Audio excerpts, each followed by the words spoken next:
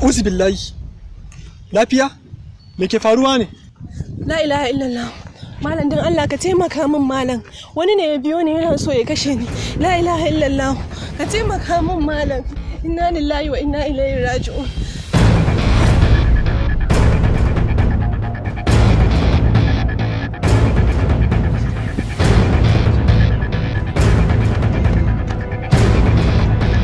Ke baki da mutunci.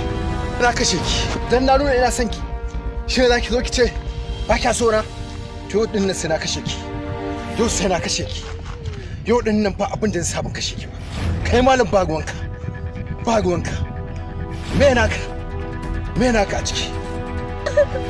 Ko baka ce komai ba, hakan da kai ya tabbatar min da cewa san kai. Kuma ai ba ta haka namiji yake amfani da soyayya a zuciyar mace. Yana ansani ta sauki zai anshe zuciyar mace ba ta barazana ko razanarwa ba. Haka ka ce ko? Eh, haka na ce. Shi ke. Ke kuma kin dau baci. Ba dai ka faɗa hakan ba.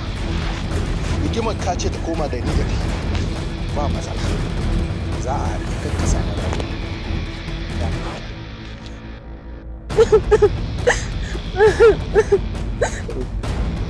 Ke yanzu ya yi.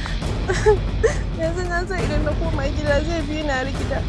Da Allah ka taimaka da inda za ka tafi da ni.